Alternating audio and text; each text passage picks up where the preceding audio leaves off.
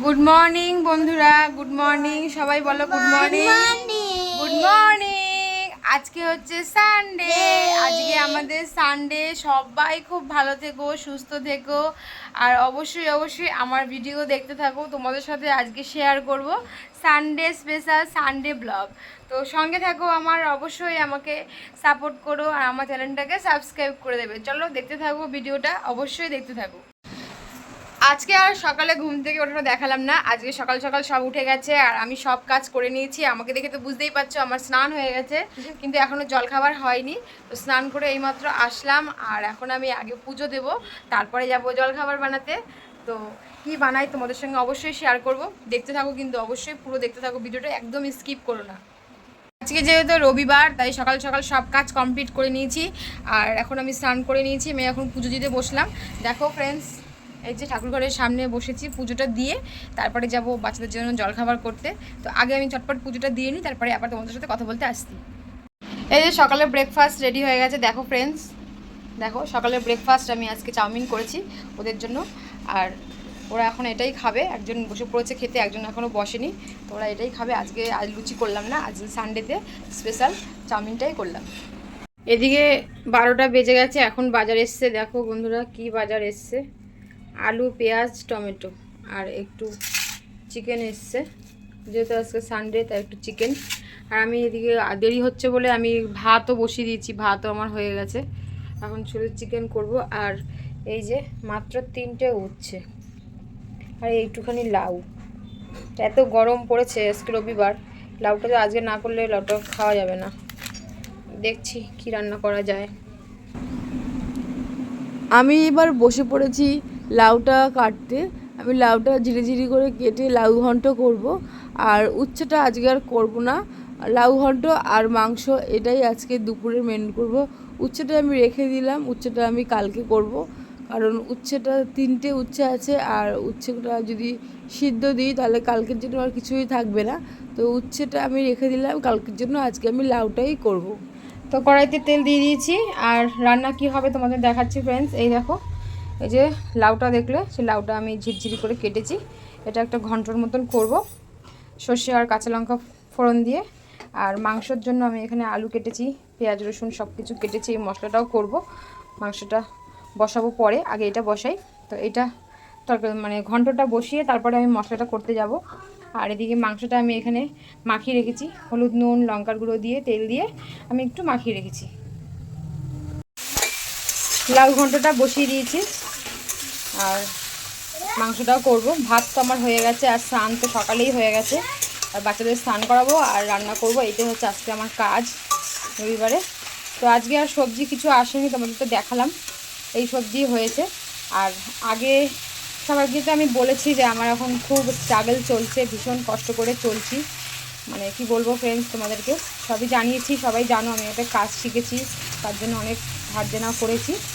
তো সেই জন্য আমার একটু এখন বাজারটা কমই আসছে। রবিবার দিন আমার একটা সময় ছিল, মানে 6 মাস আগেও রোববার দিন আমার বেশ ভালো বাজার আসতো, ব্যাগ ভরে বাজার আসতো, সমস্ত মশলাপাতি কৌটো ভরে ভরে সব আমার রোববার দিন বাজার আসতো। তো সেটা এখন আর আসছে না। এখন ওই রোজের যা মানে জোগাড় করতে পারছি তাই রান্না করছি। তো চেষ্টা করছি যেভাবে হোক দিনটা কাটার, আর সব সমস্যাগুলো যেন মিটে যায়।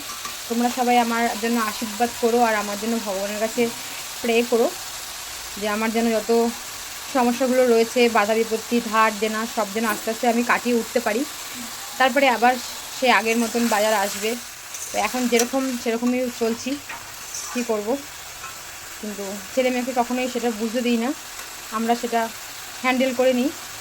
তো ওরা ছোটো, ওরা তো বোঝে না, ওদের সেটা বোঝার কথাও না। তবুও চেষ্টা করি যতটা পারি ভালোভাবে ওদেরকে রাখার। অনেক কষ্ট হয় আমাদের, কিন্তু আশা রাখছি ভগবানের উপরে বিশ্বাস আছে, যখন দাঁড়িয়ে যাব কাজকর্ম পাবো, কাজ করব, দুটো একটা মাসে কাজ করতে পারলে সমস্যাগুলো অনেকটা সলভ করতে পারবো। আর যে টাকাটা আমি ইনভেস্ট করে রেখেছি সেটাও আমি আস্তে আস্তে ওঠাতে পারবো, তাহলে আর আমার এই সমস্যাগুলো আর থাকবে না। একটু তো কষ্ট করতেই হবে, সব কিছুই ভালো কিছু হওয়ার আগে একটু কষ্ট আসে, এমনি এমনি ভালো কিছু আসে না। এত মানে খারাপ দিন দেখছি এখন, এরপর নিশ্চয়ই আরও ভালো দিন দেখব। সেটা আমি ভগবানের কাছে বিশ্বাস রাখি। কারণ ভগবান সবসময় আমার পাশে আছে, আমি জানি।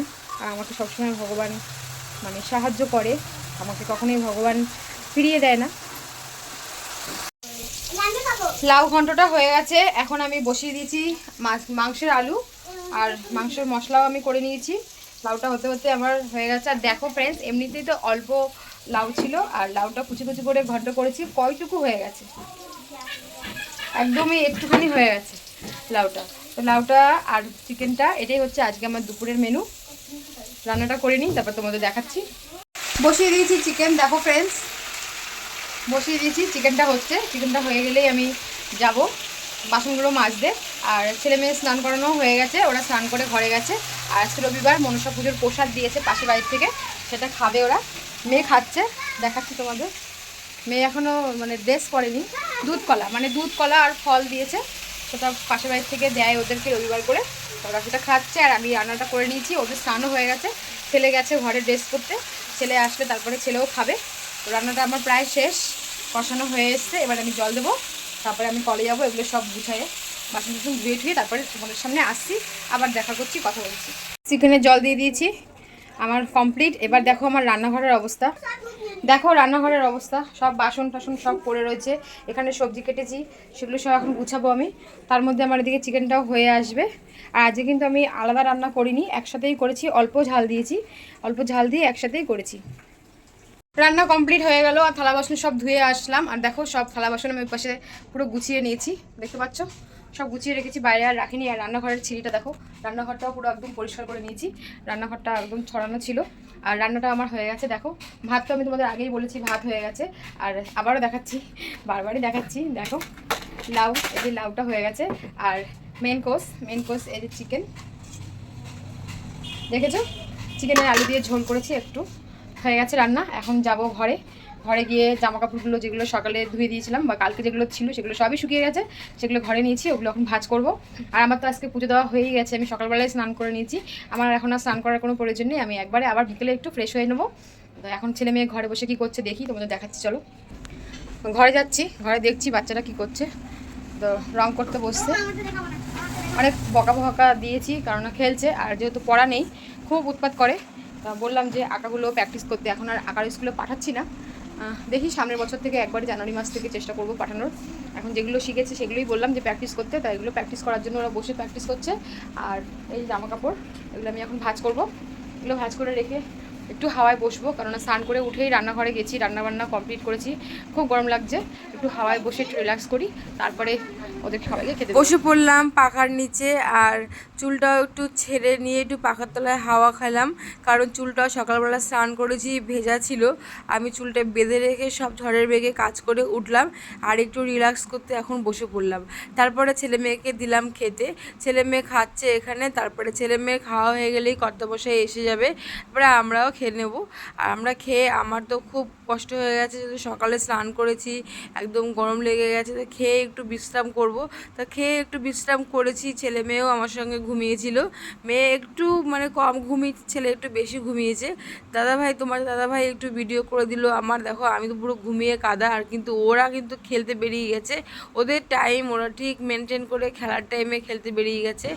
আর ঘুম থেকে উঠলাম, অনেক গভীর ঘুমে পড়ে গেছিলাম। আর ছেলে মেয়েও ঘুমিয়েছে আজকে, চোখে মুখে জল দিয়ে আসলাম। আর এখন ঘর টর ঝাড় দেওয়া হয়ে গেছে, জামা কাপড়ও তোলা হয়ে গেছে, চোখে মুখে জল দিয়ে এসেছি। সন্ধ্যা দেবো, একটু দেখি, একটু সন্ধ্যাটা একটু পরে দেবো, সবে মাত্র 5টা বাজে, পরেই সন্ধ্যা দেবো, একটু ফ্রেশ হব, একটু পরে সন্ধ্যার পরে একটু ফ্রেশ হব, ভালো লাগবে, যেহেতু সকালবেলা স্নান করেছি, ফ্রেশ না হলে ভালো লাগছে না। ঘুম থেকে উঠে চোখে মুখে একটু জল দিলাম, পরে ফ্রেশ হব। ওরা খেলছে, একটু খেলুক, আমি একটু এখন সামনে একটু হাঁটবো, দাঁড়াবো, সবার সাথে আশেপাশে কথা বলবো একটু। টিফিন দিয়েছি, সন্ধ্যা দেওয়া হয়ে গেছে, ওদের দিয়েছি, আমি আর দিইনি, কারণ আমি একবারে ফ্রেশ না হওয়া পর্যন্ত আমার ভালো লাগছে না। আর পড়তে বসেছে, ছেলেকেও পড়তে বসিয়েছি, ছেলে উঠে গেছে, আসছে, বাইরে গেছে। তো এখন আমি পড়িয়ে নিচ্ছি, তারপরে ছেলের দাঁত নড়ছে, দাঁতটা খুব নড়ছে, আর দাঁতের সাইড দিয়ে দাঁত বেরিয়ে গেছে, কিন্তু ওর নাড়াতে দিচ্ছে না। দেখি চেষ্টা করে ভিডিও করতে পারি নাকি, দাঁতটা ফেলতে পারি নাকি, দাঁতটা ফেললে অবশ্যই ভিডিও করে দেখাবো তোমাদেরকে।